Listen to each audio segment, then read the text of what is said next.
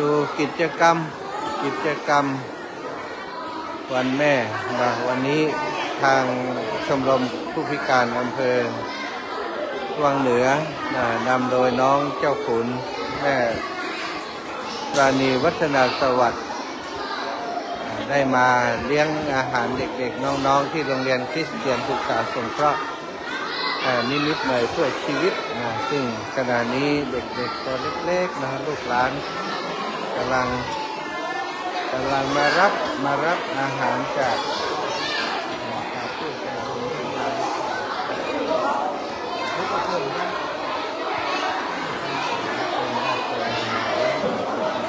เยอะมากตอนนี้รู้สึกว่าจะมี500-600กว่าชีวิต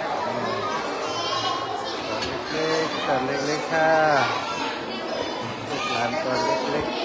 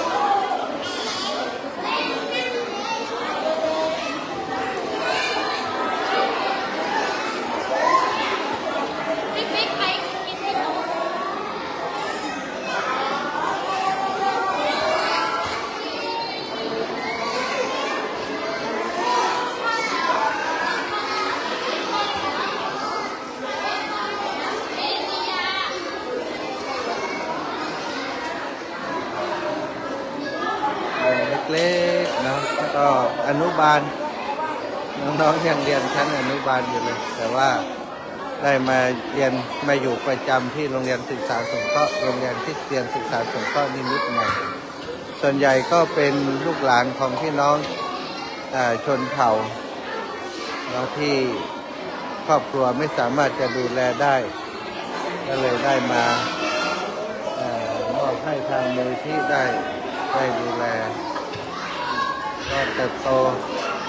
จากเด็กๆไปจนถึงบางคนก็จบชั้นม.6 นะแล้วก็ออกจากสถานสงเคราะห์ที่นี่ไปจะเรียนต่อตอนน่าสงสารเด็กๆตัวเล็กๆผู้ใจบุญทั้งหลายถ้าอยากจะมาเลี้ยงอาหารน้องๆเด็กๆสามารถมาติดต่อได้นะที่โรงเรียนคริสเตียนศึกษาสงเคราะห์นิมิตใหม่เพื่อชีวิต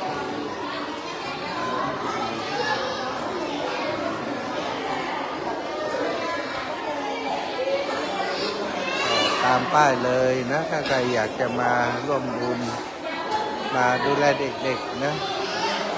ไม่ทั้งหมดก็ได้นะมอบปัจจัยมอบเงินในการทำอาหารให้เท่าที่เราสามารถจะร่วมบุญได้นะหรือว่าเป็นข้าวสารเครื่องนุ่งห่มต่างๆก็ได้สำหรับลูกหลานวันนี้พี่เจ้าขุนมาเลี้ยงอาหารน้องๆพี่เจ้าขุนเอาอะไรมานะข้าวเหนียวทุเรียนกับ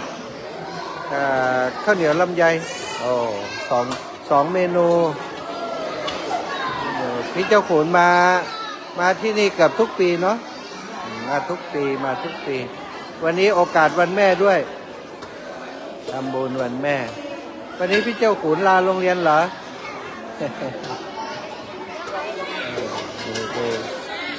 ดูแลน้อง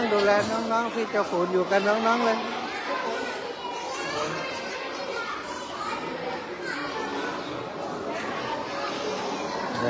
รับอาหารเรียบร้อยก็มานั่งกิน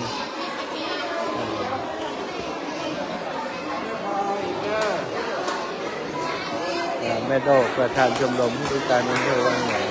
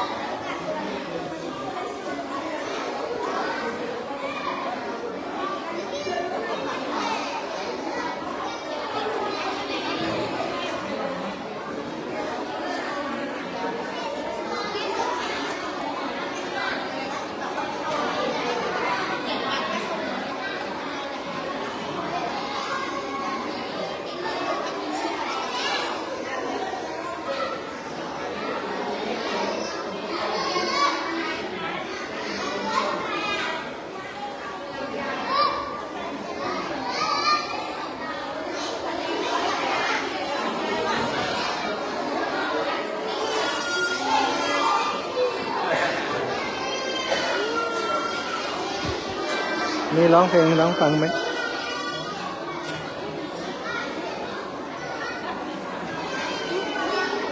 เดี๋ยวก่อนไปหาแม่ก้อยค่ะไปอยู่กี่วัน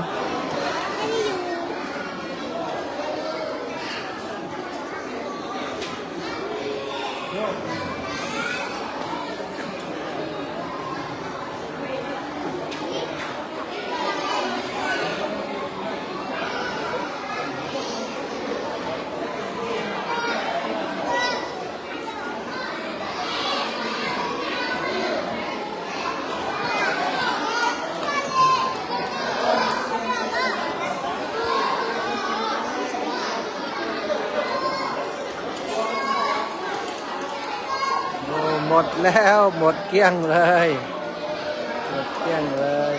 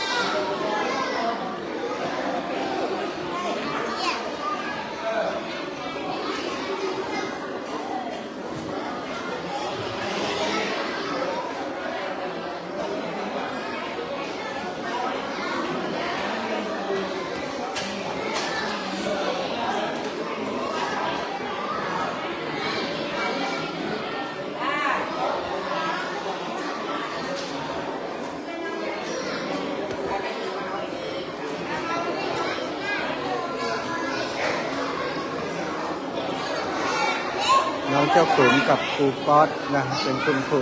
คนแรกที่อบรมน้องเจ้าขุนให้เป็นเด็กที่มีกิริยามารยาทงดงามเป็นคนอ่อนน้อมถ่อมตัว แล้วก็สอนน้องเจ้าขุนร้องเพลงด้วยเป็นครูก๊อตเป็นคนแต่งเพลงน้องเจ้าขุนชื่อเพลงน้องเจ้าขุนว่าเป็นครูก๊อตปัจจุบันคุณครูได้มาสอนอยู่ที่โรงเรียนคริสเตียนศึกษาสงเคราะห์ที่นี่ด้วย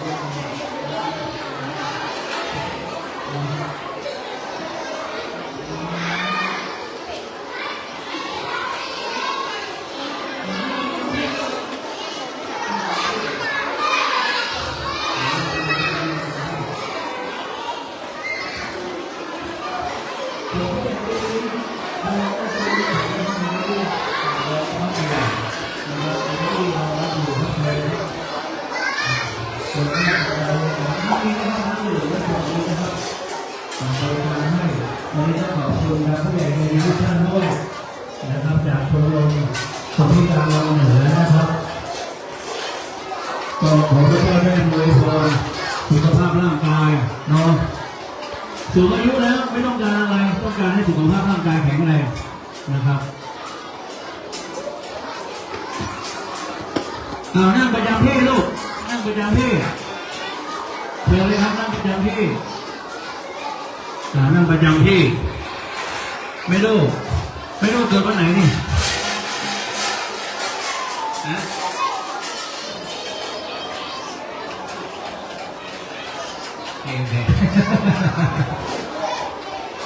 ไม่รู้บอกว่าวันนี้มาเลี้ยงในโอกาสวันแม่แห่งชาติเนาะ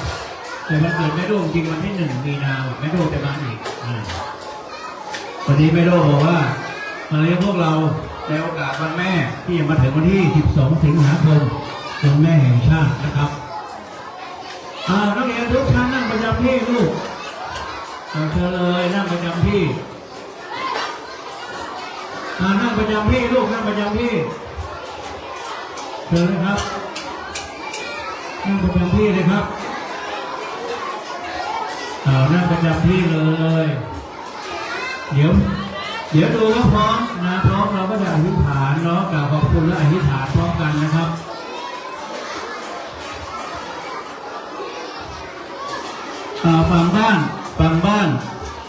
ฝั่งบ้านชายบ้านหญิงนะครับนั่งให้เรียบร้อยด้วย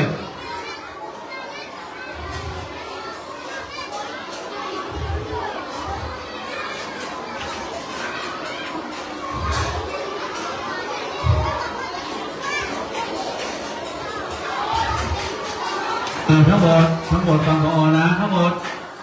เอามือกอดอกหยุดคุย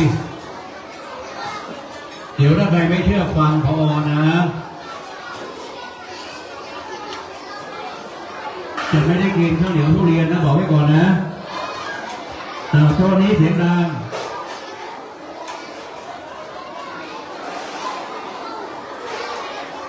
นั่นให้ได้พักคุณลูกเอาหน่อยลูก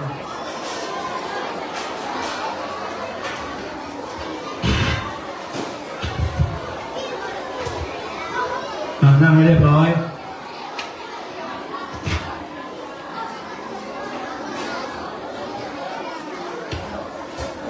น้องๆป .1 ถึงม .6 เนาะม .6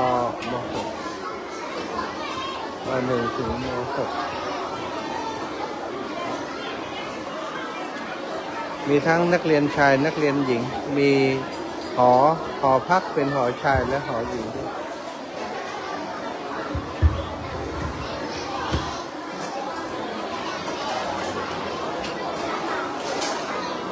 ทั้งหมดตอนนี้ร่วม600ชีวิตเนาะก็แบ่งเป็นชั้นตั้งแต่อนุบาลเด็กเล็กแล้วก็อนุบาลเด็กเล็กมาจนถึงชั้นประถมปีที่1ถึงชั้นม .6 ก็รุ่นต่อรุ่นนักเรียนที่นี่เยอะมากนะดูแลโดยมูลนิธิเพื่อชีวิตใหม่ของคริสเตียนโรงเรียนคริสเตียนศึกษาสงเคราะห์มูลนิธิชีวิตใหม่พื้นที่ตำบลแม่เจดีเลขที่300ตำบลแม่เจดีอำเภอเวียงป่าเป้าจังหวัดเชียงรายถ้าญาติโยมทั้งหลายสนใจอยากจะมาดูแลเด็กๆดูแลน้องๆในโอกาสเป็นวันเกิดของท่านก็ดีหรือว่าในโอกาสที่อยากจะทำบุญเนาะในโอกาสต่างๆก็เรียนเชิญเจริญพรเดี๋ยวเลยครับพร้อมหรือยังฝั่งบ้านพร้อมหรือยังครับบ้านพักชายยังไม่เรียบร้อยเลยไม่นั่งประจำที่บ้านพักชายเรียบร้อยยังฝั่งโน้นมัธยม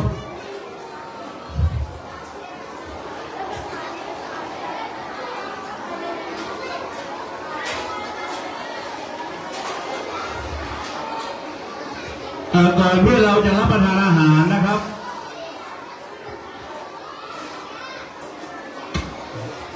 ก่อนที่จะรับประทานอาหารนะครับในโอกาสนี้เนาะในโอกาสนี้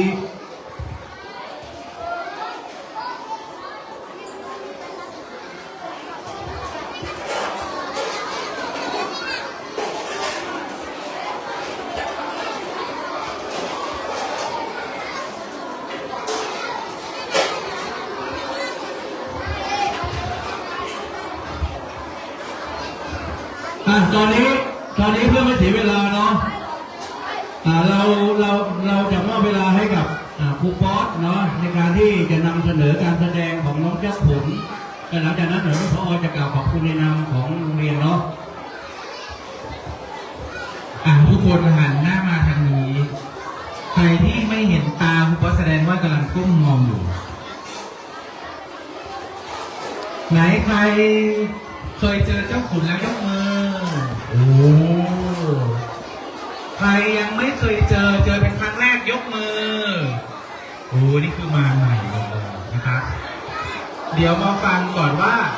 คนนี้เป็นใครอายุเท่าไหร่ เรียนอยู่ชั้นอะไร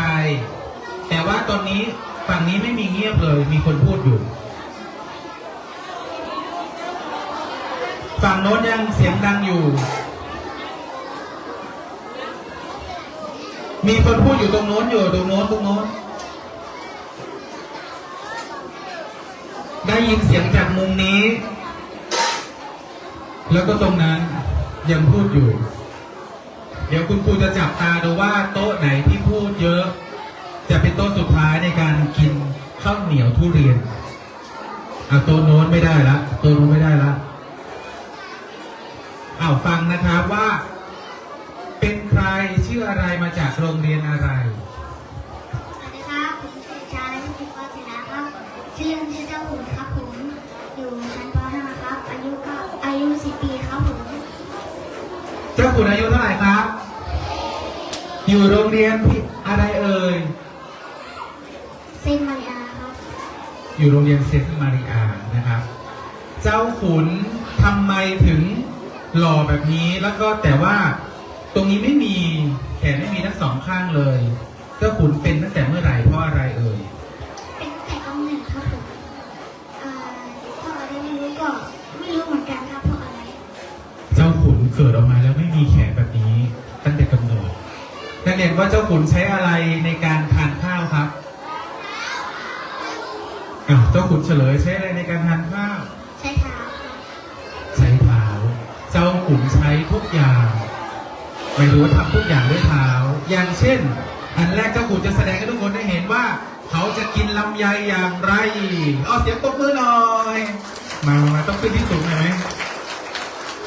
ขยับมาโอ้ลำไยขนาดนี้หลายคนแกะยากเชียวเดี๋ยวดูเจ้าขุนจะแกะยังไงเป็นยังไงดี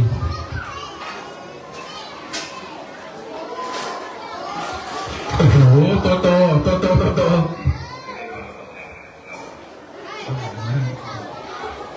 ดูวิธีการแกะลำไยของเจ้าขุนนะครับ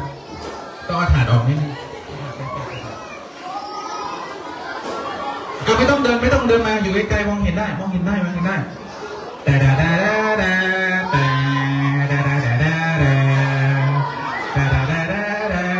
เอามาแล้วครับเขาได้เป็นลำไยมา1 ลูกแล้วครับหลังจากนั้นนะครับเขาก็แกะลำไยของเขาทีละนิดด้วยมือของเขานะครับแกะออกมา1 2 3นี่เรียบร้อยไปแล้วนี่คือความสามารถของพี่ขุนหลายคนบอกยังไม่เห็นขออีกลูกหนึ่งแล้วเจ้าขุนเอาละครับจะมองไม่เห็นแล้วนะครับเพราะนี้ผู้ชมเยอะมากเราจะเห็นผู้ชมเยอะมากในการอันนี้โชว์แรกนะครับไม่ได้ทำอะไรเลยนอกจากแกะลำไยกินก็มีคนพูดประมาถอยไปนั่งที่เดิมโอ้ตายแล้วไปนั่งที่เดิมก่อน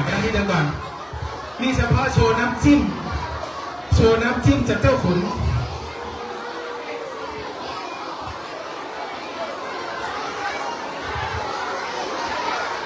เอาไปนั่งก่อนโอ้โหไปนั่งก่อนเจ้าขุนหยุดก่อนเชิญเลยจ้าไปนั่งก่อนอันนี้โชว์เล็กทำไมน้องเจ้าขุนถึงเก่งทำไมน้องเจ้าขุนถึงทำหลายๆอย่างได้เพราะเจ้าขุนฝึกฝนนักเรียนหลายคนมาอยู่ที่โรงเรียนไม่ฝึกพูดภาษาไทยก็ฟังภาษาไทยไม่ได้นักเรียนไม่หัดใช้ตะเกียบเจ้าขุนใช้ตะเกียบเป็นด้วยเจ้าขุนทานข้าวเองโดยใช้เท้าโดยที่ไม่ต้องให้แม่โดช่วยแล้วเห็นไหมครับเจ้าขุนทำได้หลายอย่างต่อไปเจ้าขุนจะตักข้าวให้ทุกคนดูว่าเจ้าขุนกินข้าวอย่างไรบอกเดี๋ยวนี้นิดนึงครับเดี๋ยวดูว่าเจ้าขุนทานข้าวโอ้ยน่ากลัวมาก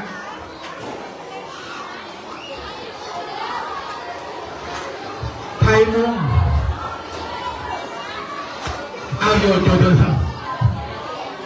นี่ครับสมมติว่ามีคนมาเสิร์ฟอาหารให้ขอเชิญรับประทานให้อร่อยนะครับคุณเจ้าขุนครับ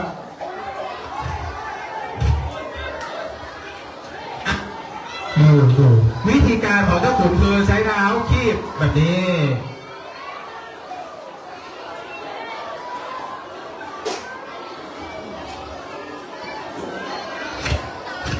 หนึ่งสองสามเป็นไงล่ะเป็นไงล่ะอ่ะเดี๋ยวลบไปก่อนเอาไปก่อน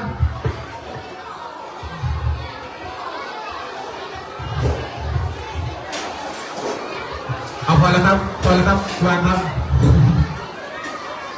ไม่ไหวเดี๋ยวเจ้าขุนอ้วนไปก่อนเก็บเอาไปเก็บไว้ทุกวันอ่ะไปนั่งก่อนความสามารถพิเศษที่ 2ก็ไทยวงเยอะมากโอ้โหผู้ชมเยอะมากแน่นหนาไปหมดอาจจะขุนลงมาข้างล่างนั่นเลย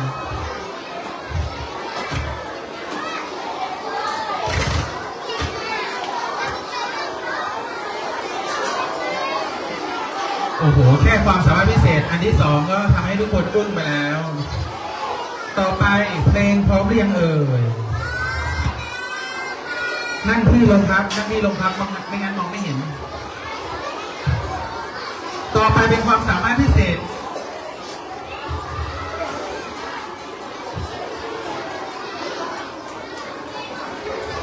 มันเอาเพลงอะไรโอ้ไปให้เขาเยี่ยม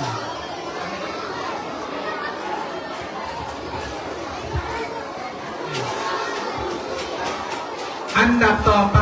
นักเรียนฟังให้ดีเอาเงียบด้วยโต๊ะนี้ทั้งโต๊ะเลยเดี๋ยวจะช้ากว่าเพื่อนหน่อย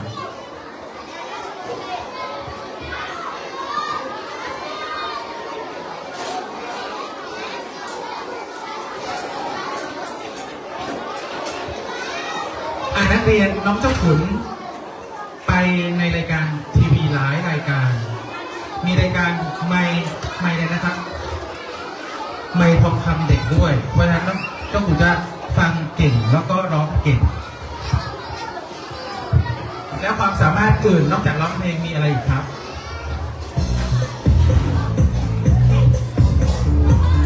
วันนี้เจ้าขุนจะเต้นด้วย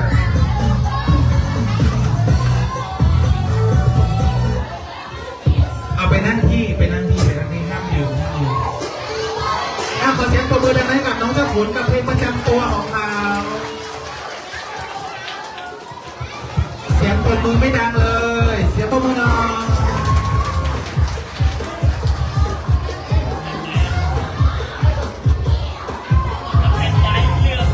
เขายกเพลงที่ 6นะครับเพลงที่ 6ครับผมวันนี้ทุกคนนะครับที่มานะครับผมนี่ครับเพลงนะครับผมก็ขอจะบอกทุกคนนะครับว่าขอให้ทุกคนนะครับที่จะเรียนที่ไหนนะครับผมคือทุกคนนะครับผมที่ไหนก็เก็บด้วยนะครับผมกินอะไรก็เก็บด้วยนะครับผมถ้าไม่เก็บนะครับผมคุณจะไม่มาหานะครับผมคุณจะมาหาตอนที่น้องเก็บนะครับผมโอเคนะครับผมวันนี้นะครับผมนะครับก็จะมาฟังนะครับ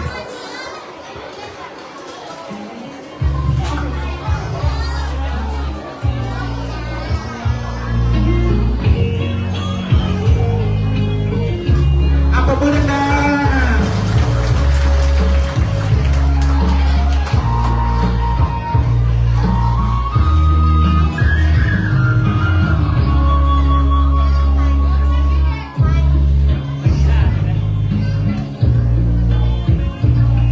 เพลงที่ 6ใช่ไหมไปอีกเพลงนึงนะครับหนูฟังบอกว่าใช่เลยก็บอกเลยนะครับเอาไปอีกเพลงนึงครับไม่ใช่เพลงนี้ครับ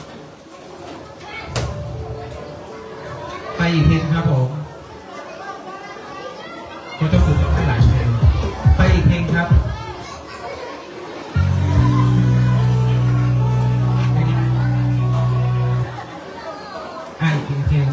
อีกเพลงหนึ่งโอเคเพลงนี้โอ้โหปรบมือดังๆอีกเพลงนึงเพลงนี้จะเป็นกำลังใจให้ทุกคนนะครับ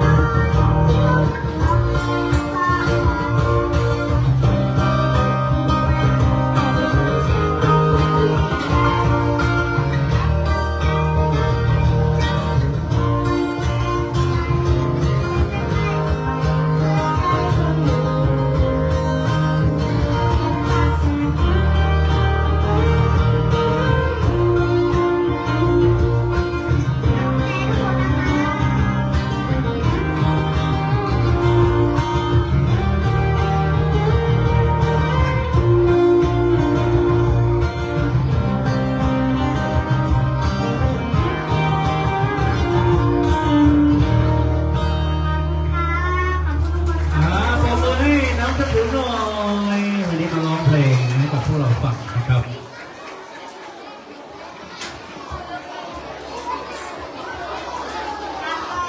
ใจทุกคนนะครับ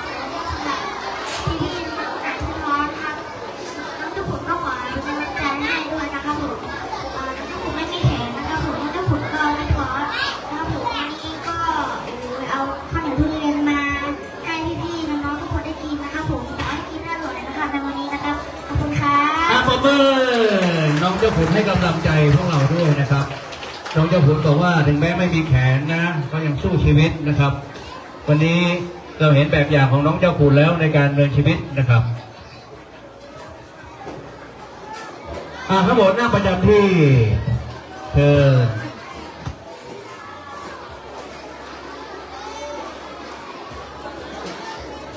เราจะเข้าพิธีกล่าวขอบคุณนิดหนึ่งก่อนลูกก่อนจะรับประทานอาหาร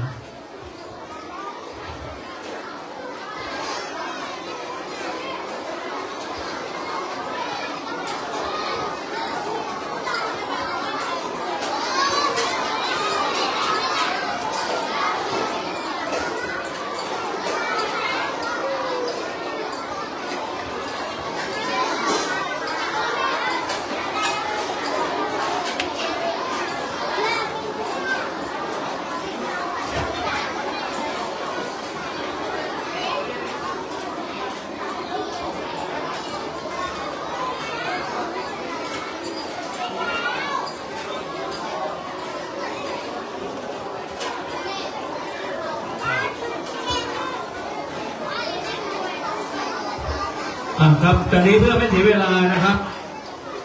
ในนามของผู้บริหารคณะครูและนักเรียนของทางโรงเรียนนะครับก็ต้องขอขอบคุณพระมหาสมชาตินะครับวัดบรรพตวัดบรรพตอะไรนะเมื่อกี้ผมจำไม่ได้วัดบรรพตสถิตเนาะวัดบรรพตสถิตนะครับพระอาจารย์พระมหาสมชาตินะครับขอขอบคุณพี่ปานีน้องเจ้าขุนนะครับคุณป้าสมพิษลุงล่านะครับป้าเพนลุงเทวาขอบคุณลุงมาศพี่แอร์ลุงต้นพี่ยุ้ยพี่กายเนาะและบางคนที่ไม่ได้เอ่ยนามนะต้องขออภัยด้วยนะครับผมไม่เอ่ยนามครบทุกคนนะครับก็ต้องขอขอบคุณวันนี้ที่ได้นำข้าวอะไรนะวันนี้ข้าวเหนียวทุเรียนกับข้าวเหนียวลำไยมาให้พวกเรารับประทานนะก็ต้องพระเจ้าได้ทรงโปรดอวยพระพรผู้ใหญ่ใจดีทุกท่านให้ได้รับพรที่มาจากองค์พระผู้เป็นเจ้านะครับก็ขอพระเจ้าให้พรอย่างมากมายนะครับในโอกาสนี้ทั้งหมดเบิร์ดก่อนอกเบิร์ดก่อนอกก่อนทั้งหมดพนมมือข้าวทุกจานอาหารทุกเม็ดพร้อมกัน1 2 3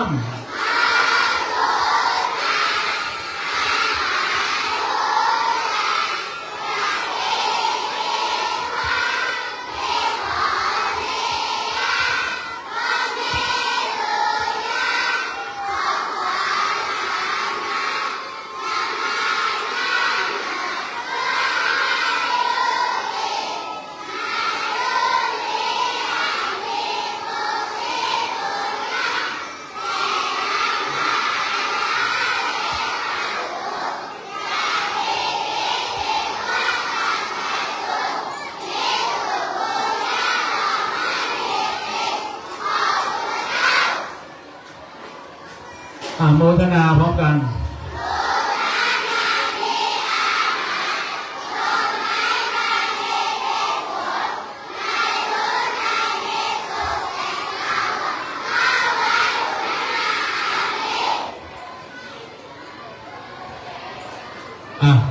บนมือลง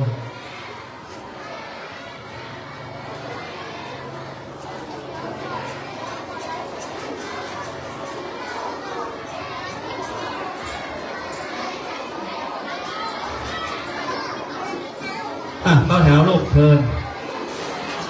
เดี๋ยวก่อนลูกพร้อมกันไม่ได้ลูกเข้าแถวไหนก่อนทีแถวไหนก่อนลูก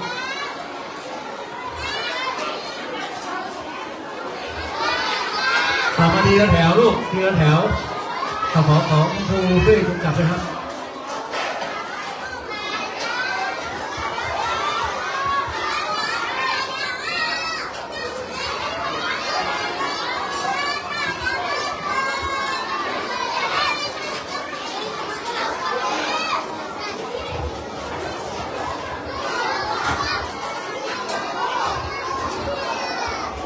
ไหนนี่ก่อนปล่อยก่อนนะครับ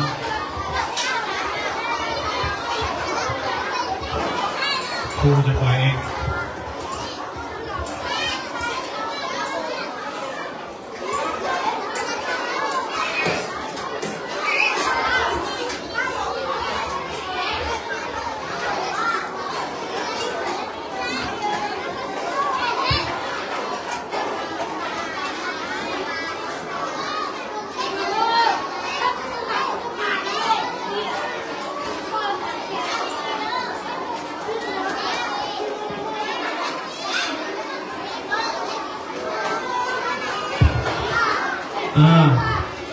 ตักข้าวเสร็จแล้วก็มาแวะเอาข้าวเหนียวทุเรียนข้าวเหนียวลำไยลูกจะมีช่องเหลือไว้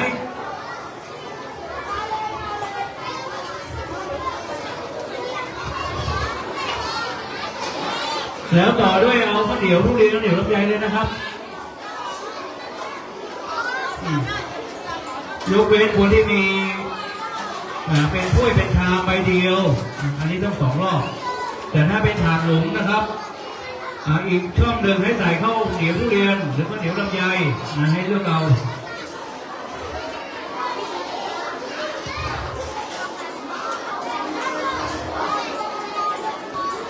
ให้เลือกเอาจะเอาข้าวเหนียวลำไยหรือข้าวเหนียวทุเรียนนะครับ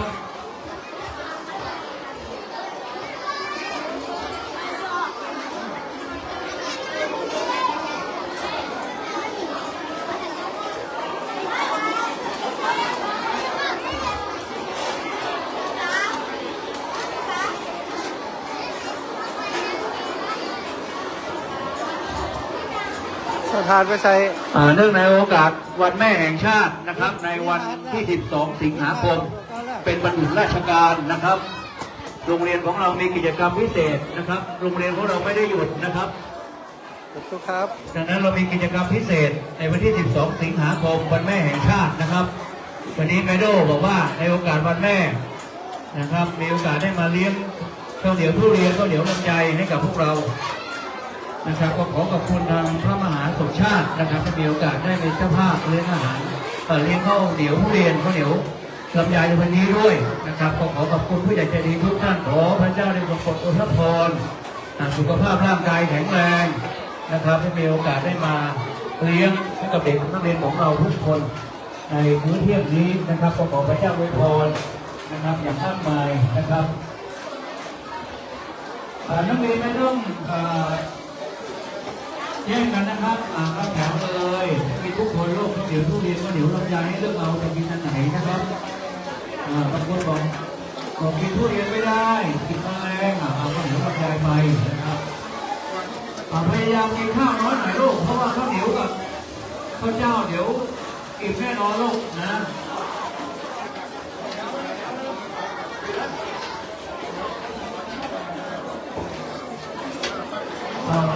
ให้เลือกเอายาวข้าวเหนียวลำไยหรือข้าวเหนียวทุเรียนนะครับ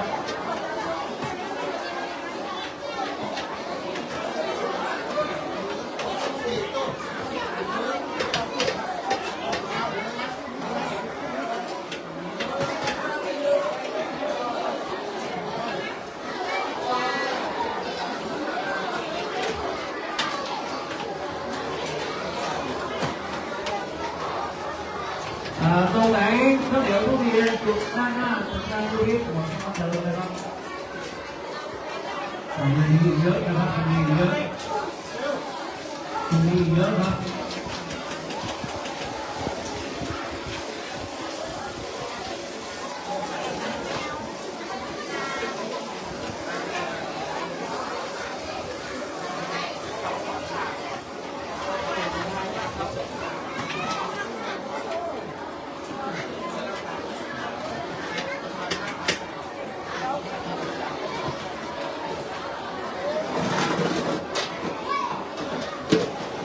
ค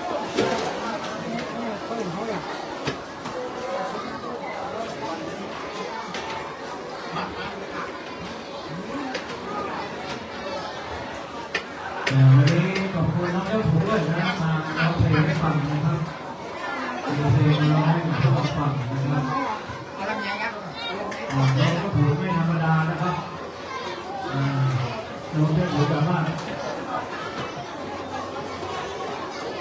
มีความสามารถพิเศษหลายอย่างนะครับ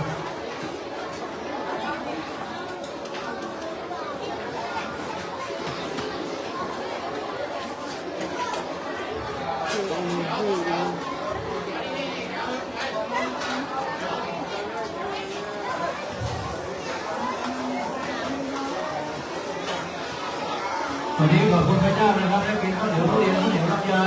นะครับเป็นการยากที่เราจะไปกินข้าวเหนียวทุเรียนราคาแพงนะครับวันนี้ขอบคุณพระเจ้าประทานข้าวเหนียวทุเรียนให้เราได้มารับประทานนะครับ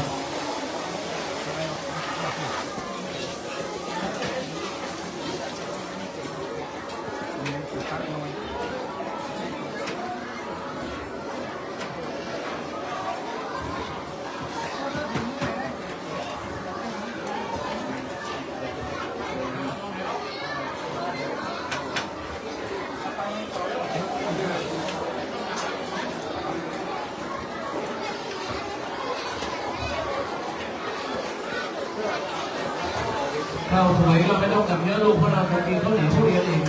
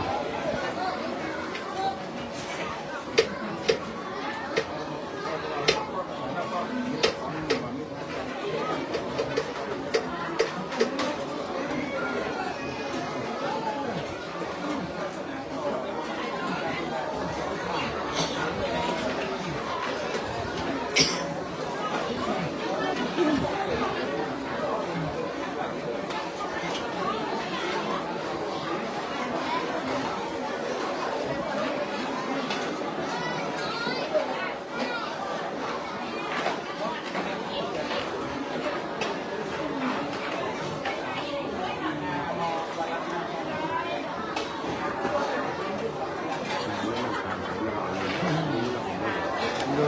น้อยสัมปินสัมปอเนาะ นั่นตัวมาเดี๋ยวมันเกิดมันใหญ่ที่ผมใหญ่ห้องน้นถึงนั่นเลย โมนี่มันถ้ามีคนดูแลมันก็ย่ำเลยเพราะมันไม่ขอมีโครงการนี้หรอกแล้วลูกคนอื่นไปมันมีหลายคนเลย ตัก นี่ ข้าว นี่ลูกนะ ตักข้าว บาง ตั ค ก น แก นี่ ง เป็น แล้ว สิบ ก็ ไป ไปคิวนะเอาข้าวเหนียวทุเรียนกับข้าวเหนียวลำไยเลือกเอายาววันไหน ตอนนี้เปิดอาแขนรับมันต่อมา จริงมีนาทีผลิตอย่างเดียว เอาวัดหมาก็ปล่อยวัดได้ดูเอาหมาแล้วกัน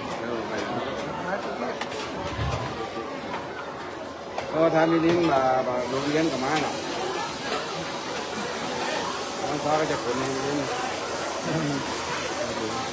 ตักข้าวตักแกงเสร็จแล้วไปรอคิวเลยครับข้าวเหนียวเลยข้าวเหนียวทุเรียนกับข้าวเหนียวลำไยได้กินทุกคนนะครับวันนี้ขอบคุณพระมหาสมชาตินะครับวัดบรรพตถินนะครับขอบคุณแม่โน่เนาะเมื่อกี้ถามผู้ว่าแม่โน่ที่แค่ที่ปานี้อยู่อ๋อจะห้องแม่โน่เลยหน่อยไม่ใช่ตรงนี้ที่ปานี้ว่ะอ๋อขอบคุณน้องเจ้าขุนขอบคุณป้าสมทิพย์ขอบคุณลุงล่านะครับสวัสดีครับสวัสดีครับขอบคุณป้าเพนขอบคุณคุณลุงเทวานะครับขอบคุณป้าขอบคุณพี่แอนขอบคุณลุงต้นขอบคุณพี่ยุ้ยพี่กายนะครับที่มีโอกาสให้มาจัดเลี้ยงข้าวเหนียวทุเรียนกับข้าวเหนียวลำไยให้กับเด็กนักเรียนของเราในมื้อเที่ยงนี้ขอพระพรของพระเจ้ายัดสันแน่นทุล้นนะครับให้ธุรกิจที่ทำ ทำในหน้าที่การงานเจริญรุ่งเรืองนะครับสุขภาพร่างกายแข็งแรงขอพระพรของพระเจ้าอวยพรอย่างมากมายนะครับ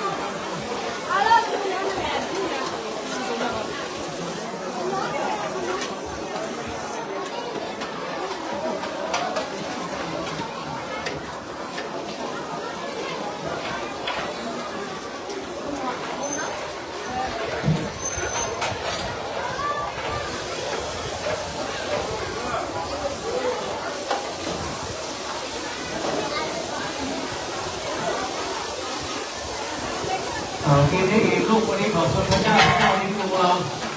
นะพระเจ้าเลี้ยงดูเราวันนี้กินอาหารมื้อพิเศษนะครับได้กินข้าวเหนียวทุเรียนข้าวเหนียวลำไยมื้อพิเศษ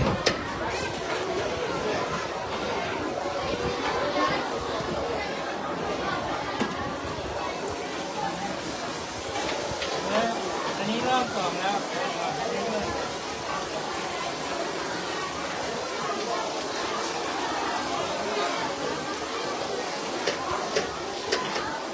เดี๋ยวบ่ายวันนี้เรามีกิจกรรมวันอาเซียนนะครับส่วนวันจันทร์วันจันทร์มันอยู่ราชการอีกเหมือนกันนะครับเขาปิด4 วันเสาร์อาทิตย์จันทร์อังคารนะครับวันจันทร์เป็นวันหยุดพิเศษตามประกาศของคณะรัฐมนตรี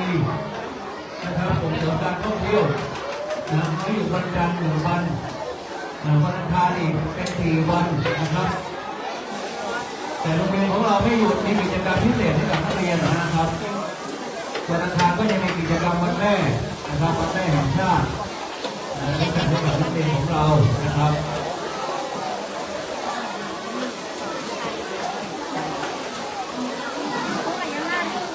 อร่อยไหมกวิน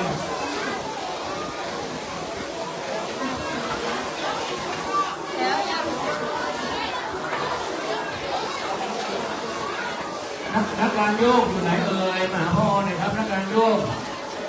มาหาหน่อยพอดีคุณพ่อเขาอยากร้องเพลงแต่ว่าแต่งเพลงหน่อย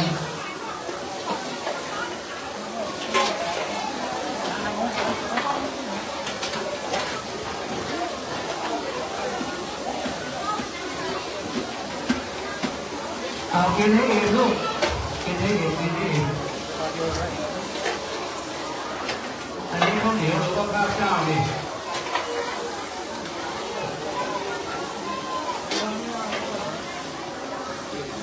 อานนท์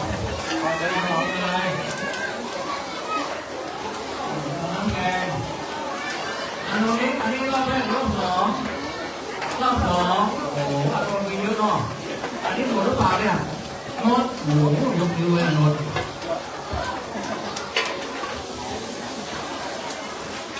อานนท์กินแบบมือไม่ยาวเลย